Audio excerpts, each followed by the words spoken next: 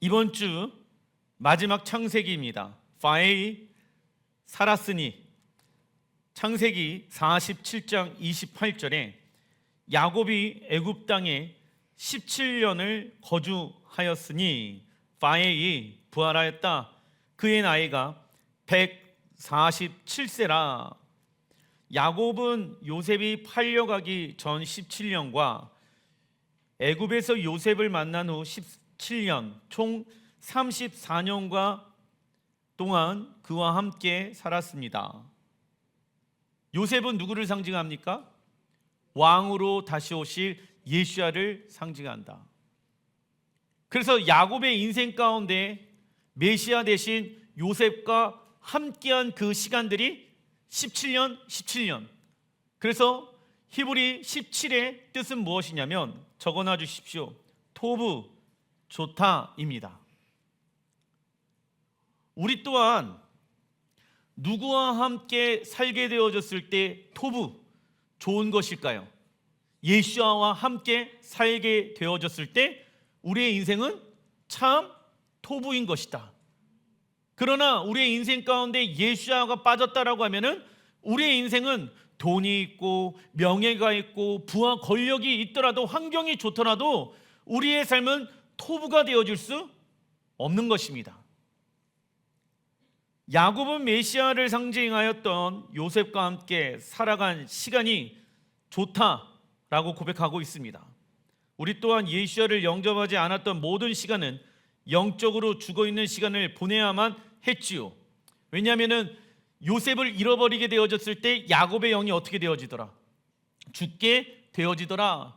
그리고 시간이 지나고 나서 요셉이 보낸 수레를 보고 야곱의 죽었던 영이 어떻게 되어집니까?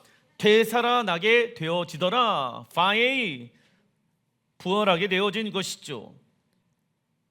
이 또한 우리가 예수와의 보혈을 의지하여서 그분께 가까이 나아가게 되어졌을 때 우리의 영과 혼과 육은 마치 야곱처럼 되살아나게 된 것이지요.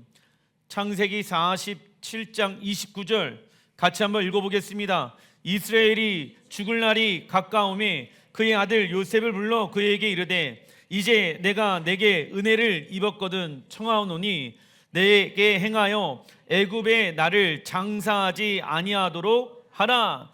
마지막 순간에 이 이스라엘 야곱이 요셉에게 뭐라고 얘기하냐면 나를 애굽에서 장사하지 않도록 하여라.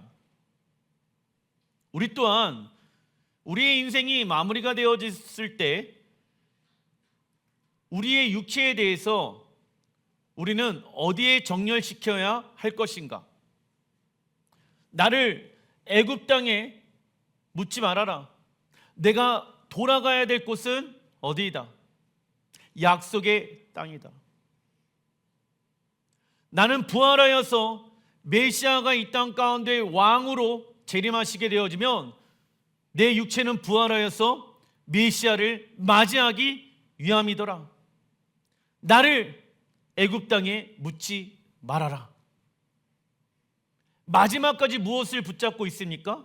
약속의 땅. 우리 또한 마찬가지예요. 우리가 주님 앞에 들어갈 때까지 계속해서 길을 잃어버리지 아니하고 약속의 땅을 향한 분명한 비전을 가지고 있어야 된다. 죽음이라는 것은 인생 가운데 가장 어두움의 시간들을 의미하지요. 그런데 야곱은요, 그 죽음이라는 어둠의 시간이 오더라도 내가 어디로 돌아가야 된다? 약속의 땅으로 돌아가야 한다. 나를 애굽 땅에 묻지 말아라. 내가 부활해야 될 곳은 어디다? 약속의 땅이다. 할렐루야. 이것이 우리의 방향성입니다. 야곱에게 있어서 죽음이라는 것이 인생의 끝이었다라고 하면 어디에 묻히든 상관하지 않았을 것입니다. 그러나 야곱은 요셉을 불러서 자신을 애굽에 장사하지 말라고 당부합니다. 그리고 요셉도 동일한 이야기를 하죠. 창세기 50장 24절에 요셉이 그의 형제들에게 이르되 나는 죽을 것이나 하나님이 당신들을 돌보시고 당신들을 이 땅에서 인도하여 내사 아브라함과 이삭과 야곱에게 맹세하신 땅에 이르게 하시리라 하고. 아멘. 요셉조차도 믿음의 조상들이 묻혀 있는 그 약속의 땅에 내가 묻히길 원한다라고 이야기하고 있습니다. 우리는 죽을 것입니다. 하지만은 어디에서 부활할까요? 약속의 땅에서 부활하여 신랑 예수야를 맞이하게 되어질 것입니다. 우리는 이 본문의 말씀을 통해 믿음의 조상인 아브라함과 이삭과 야곱과 요셉의 신앙 가운데 어떠한 신앙을 가지고 있었다는 것을 우리는 알 수 있습니까? 부활 신앙. 그들은 철저하게 부활 신앙을 가지고 있더라. 그냥 천국에 가거나 지옥에 가는 것이 끝이 아니라 반드시 무엇한다? 부활한다. 이것이 창세기에 나와 있는 믿음의 조상들의 믿음이었다라는 거예요. 우리는 부활하여서 예수야를 맞이하게 될 것입니다. 우리는 부활하여서 어떤 이는 10골, 어떤 이는 5골, 어떤 이는 1골을 차지하게 되어질 것입니다. 우리는 부활하여서 이 땅에 주님과 함께 왕노를 하게 되어질 것입니다. 우리는 부활하여서 약속의 땅에 임한 하나님 나라에 있어 주님과 얼굴을 맞대어서 영원토록 예배하게 되어질 것입니다. 부활의 때가 올 거라 우리는 믿습니다. 우리의 죽음은 끝이 아닌 것이죠. 적어놔 주십시오. 약속의 땅에서 부활하여 약속의 땅을 기업으로 받게 될 것을 믿음의 조상들은 믿고 있었다. 부활신앙이란 이 땅에 임할 하나님 나라 새 예루살렘에서 왕노릇하며 살아가는 것을 기대하는 것이다. 아멘. 히브리서 11장 22절에도 나와 있죠. 믿음으로 요셉은 임종시에 이스라엘 자손들이 떠날 것을 말하고 또 자기 뼈를 위하여 명하였으며 말씀하고 있죠. 이게 시작이에요. 그리고 히브리서 11장은요 특별히 무슨 장이라고 얘기합니까? 믿음장. 믿음장에 어떠한 메시지가 남겨져 있습니까?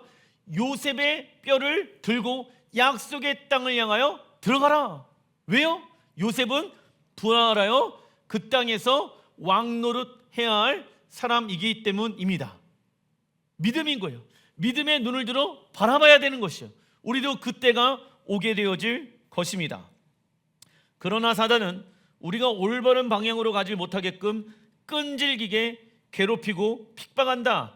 핍박의 헬라어 원어를 보니까 디오코, 뜻은요 죽을 때까지 올바른 방향으로 가지 못하게끔 끈질기게 괴롭히는 것을 의미한다. 그러니까 핍박이라는 것은 무엇이냐면 환경과 어려움을 통해서 내 마음이 빼앗겨서 올바른 방향으로 가지 못하게끔 우리를 괴롭히는 것이 무엇이다? 핍박이다. 사단 마귀가 우리가 좁은 길로 나아가면서 약속의 땅을 향하여 나아가려고 하는데 계속 핍박을 통해서 그 약속의 땅으로 나아가지 못하게끔, 즉 올바른 방향으로 가지 못하게끔 우리를 방해한다는 것입니다. 사단은 핍박을 통해 무엇을 잃어버리게 합니까? 우리의 정체성, 가치관, 하나님 나라로 돌아가는 길을 잃어버리게 한다. 베드로전서 1장 16절 내가 거룩하니 너희도 거룩할지어다.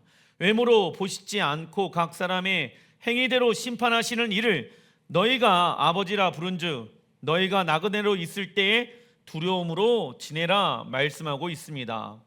우리는 이 땅에서 나그네로 살아가는 훈련, 나그네로 살아간다는 것은 어떠한 훈련을 한다, 주인 바꾸는 훈련을 한다라는 것을 의미를 가지고 있지요. 그리고 내가 거룩하니 너희도 거룩하라 라고 말씀하고 있습니다. 거룩함은 언제 생겨납니까? 읽어보겠습니다. 우리가 하나님과의 사랑의 관계를 즐거워할 때만 생겨날 수 있는 것입니다. 내가 하나님과 동행하고 내가 하나님과 사랑하고 내가 하나님을 좋아하다 보면은 자연스럽게 우리 안에 어떠한 것이 생기게 되어집니까? 거룩한 성품, 거룩한 행동, 거룩한 말, 거룩한 생각, 거룩한 감정이 내 안에 생기게끔 되어져 있다라는 거예요. 시편 104편 35절에 죄인들을 땅에서 소멸하시며 악인들을 다시 잊지 못하게 하시리로다.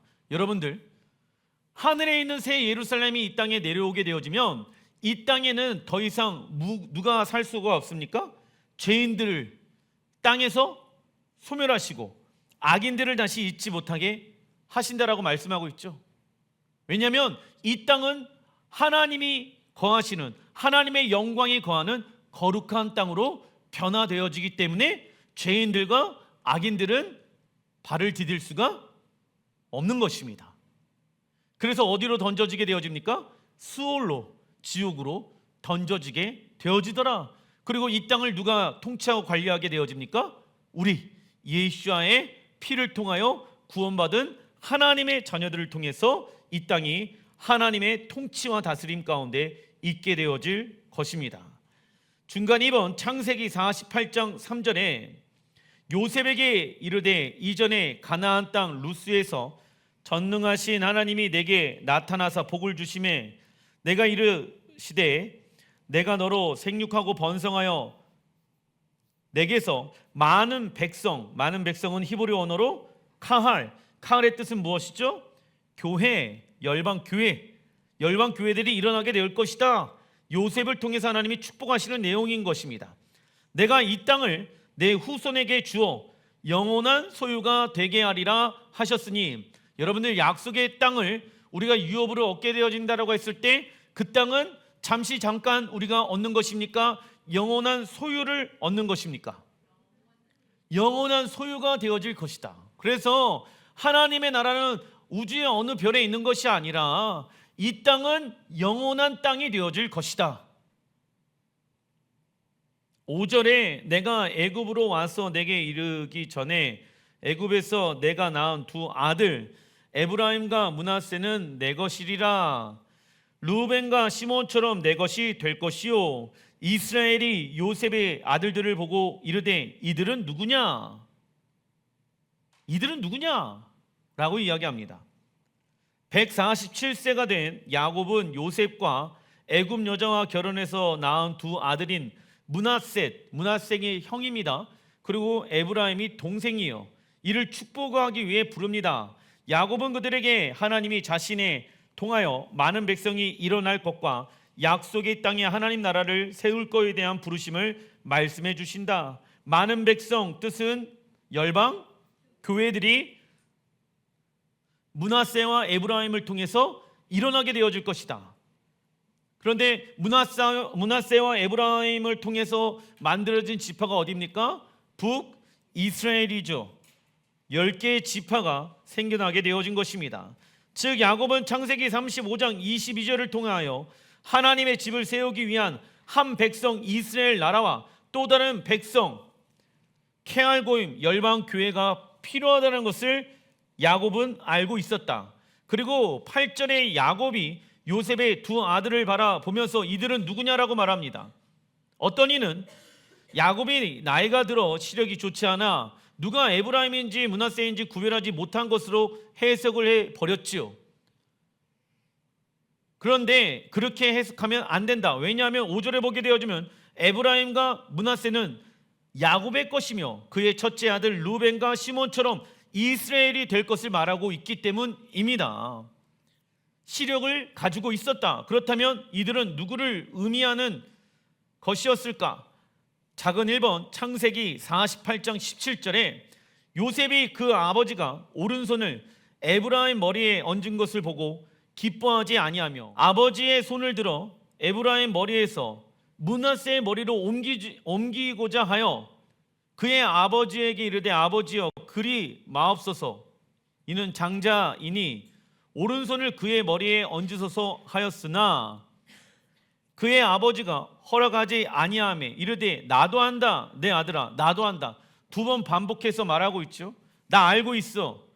그도 한 족속이 되어지며 그도 크게 되려니와 그의 아우가 그보다 큰 자가 되고. 누가 큰 자가 되어진다? 에브라임이.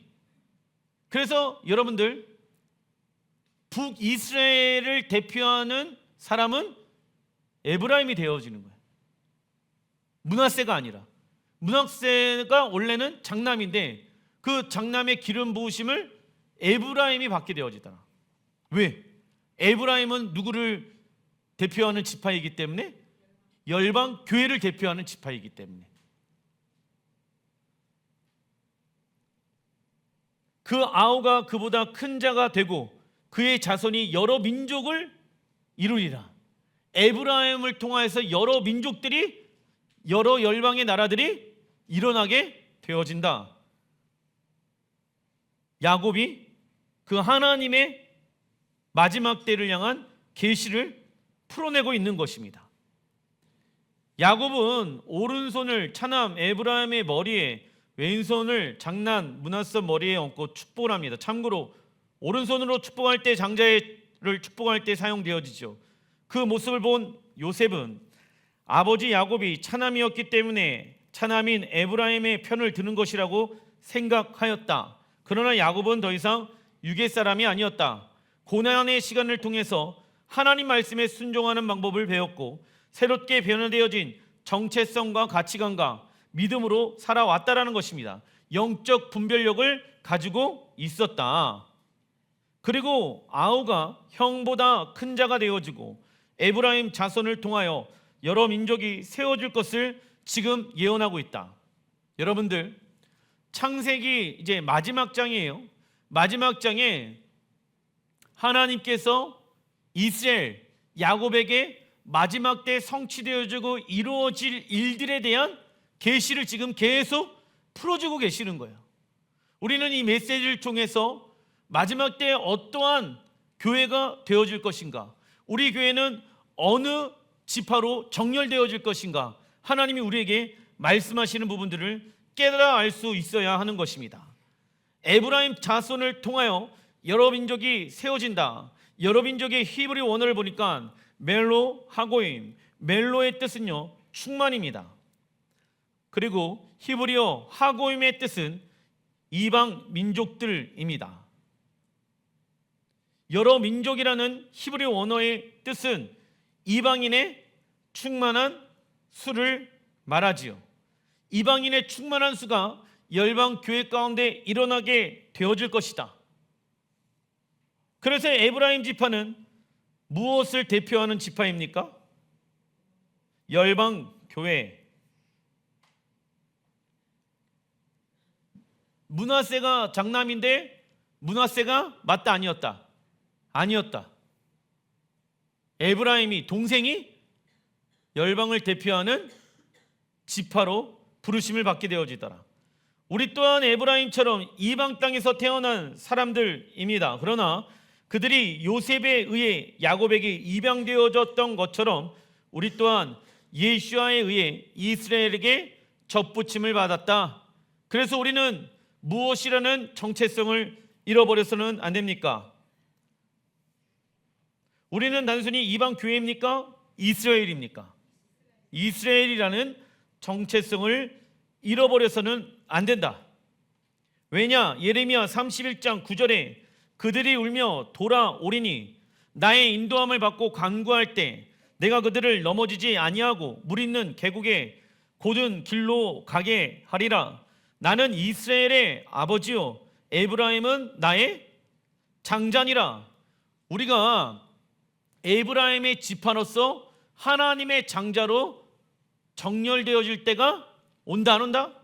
오게 되어질 것이다. 에브라임은 이방인의 충만한 수를 의미하며 열방 교회는 하나님 나라의 장자로 서게 될 것입니다.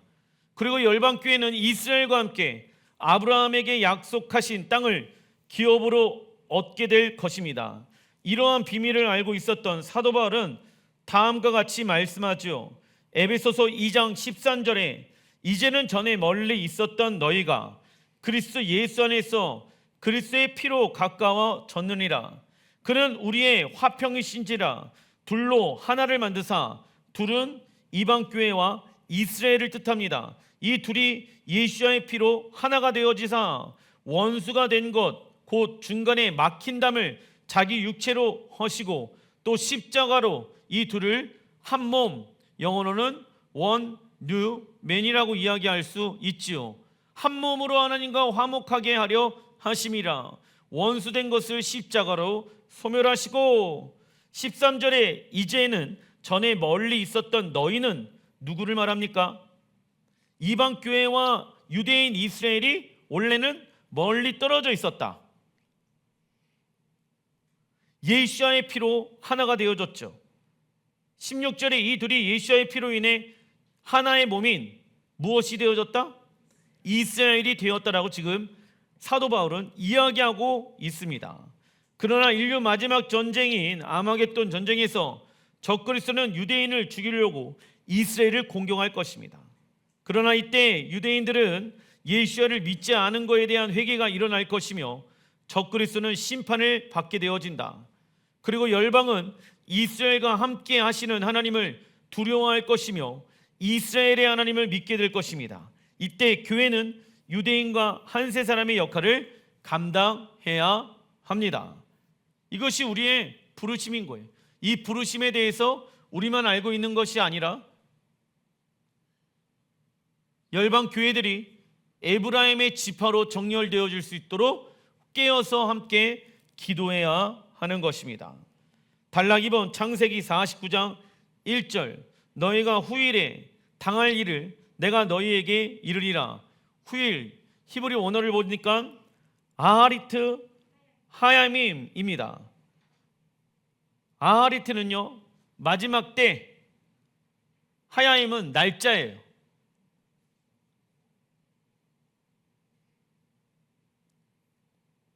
그래서 창세기 49장 이후에 나온 이스라엘 12지파를 축복하는 내용 같아 보이지만 이 말씀들은 마지막 때에 관한 내용들이더라.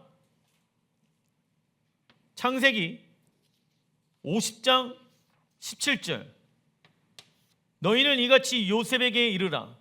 내 형들이 내게 악을 행하였을지라도 이제 바라건대 그들의 허물과 죄를 용서하라 하셨나니 당신 아버지의 하나님의 종들인 우리 죄를 이제 용서하소서 하매. 사실은 이미 40몇 장의 용서를 했거든요.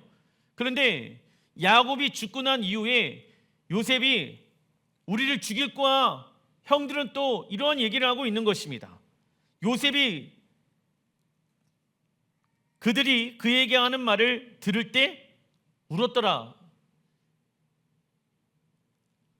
요셉과 나머지 형들과의 차이점은 뭔지 아십니까?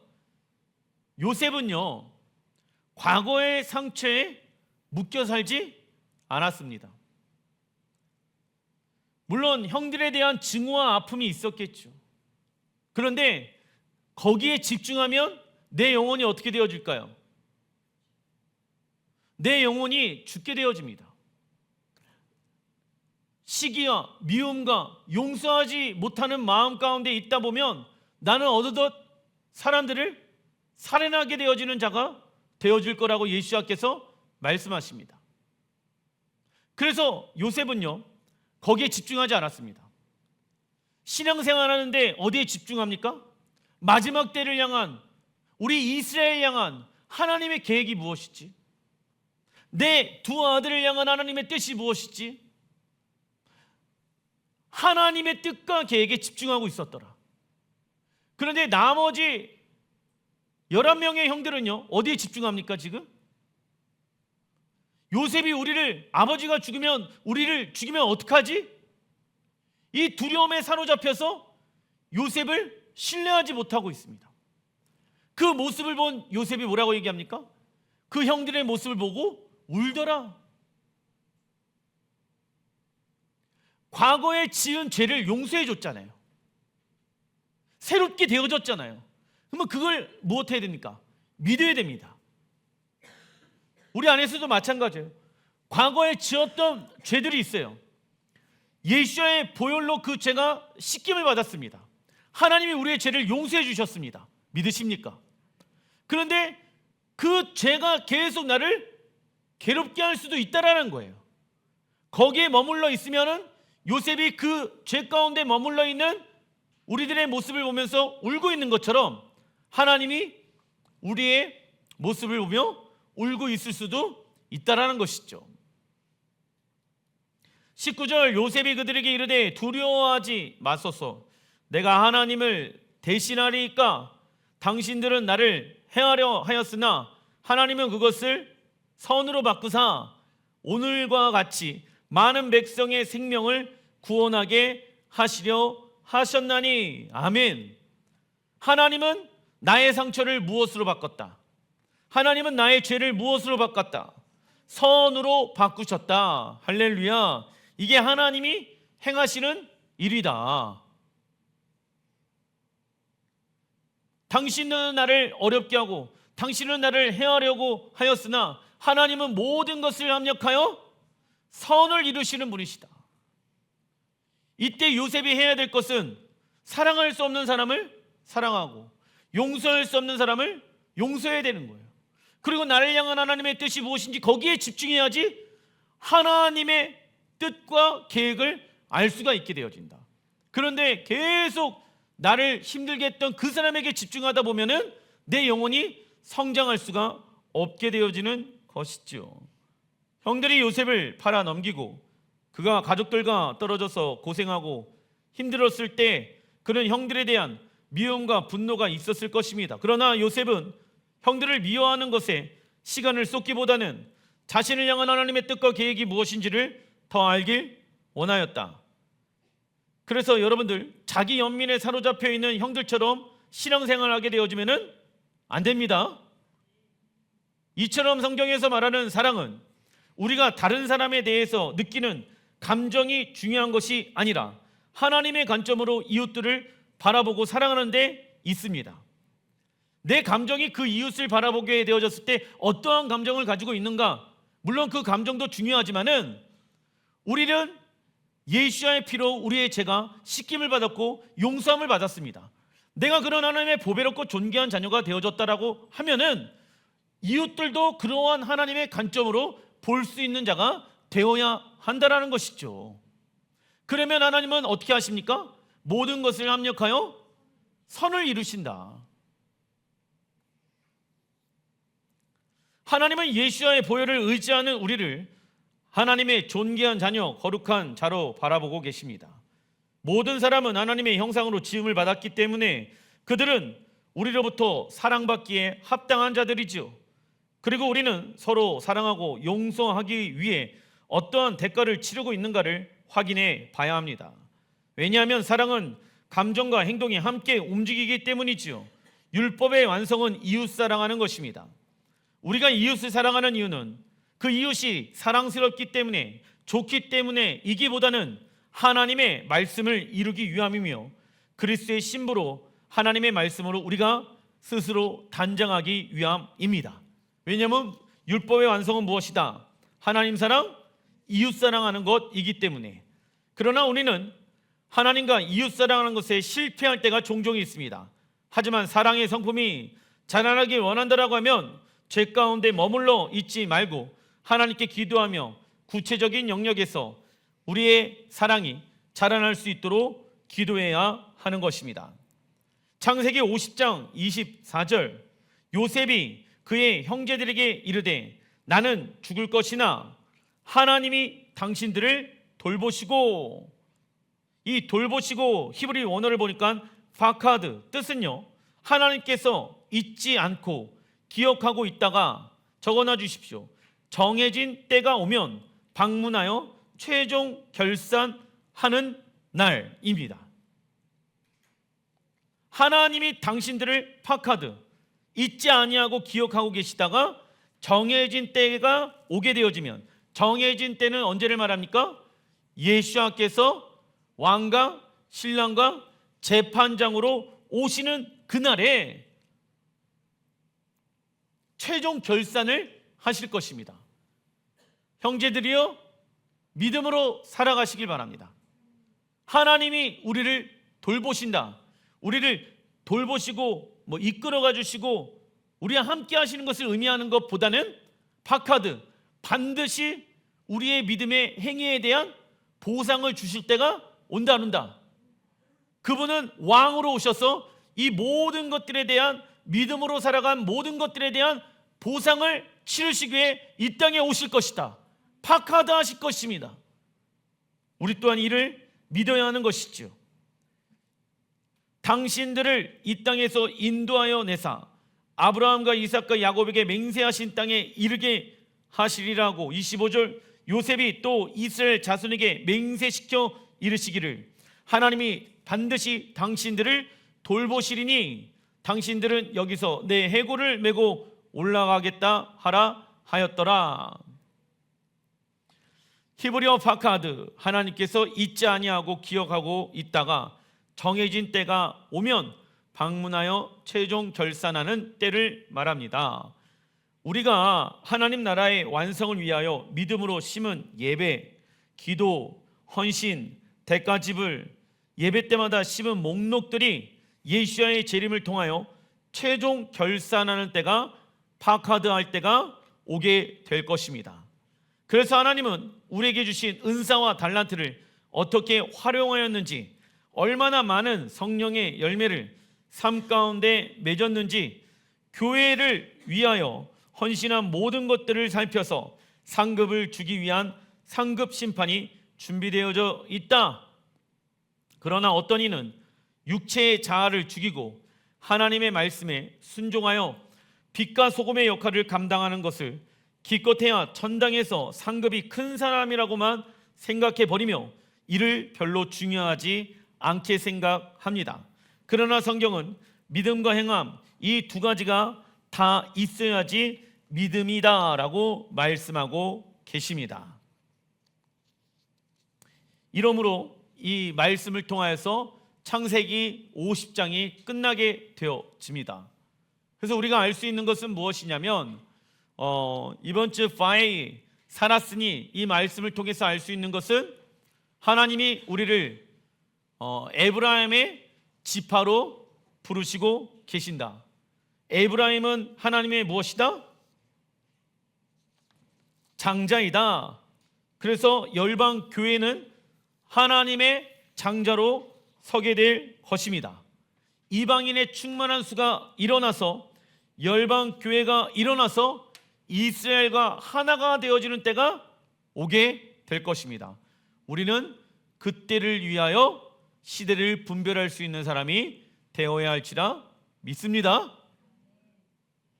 그리고 그 과정의 시간들 안에 여러 가지 어려움의 시간들이 올 수 있습니다. 사람을 통해서, 환경을 통해서 어려움이 오게 되어졌을 때 하나님 사랑과 이웃 사랑으로 돌파하라. 왜 돌파합니까?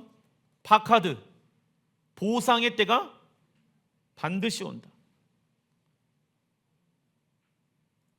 야곱과 요셉의 뼈를 왜 약속의 땅으로 들고 가라고 합니까?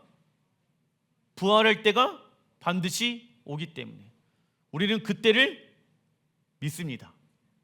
우리는 부활하여서 주님과 함께 이 땅에서 왕의 역할을 감당하게 되어질 것입니다. 그때까지 믿음을 잃어버리지 않는 여러분들 되시길 주의 이름으로 축원드립니다. 기도하겠습니다.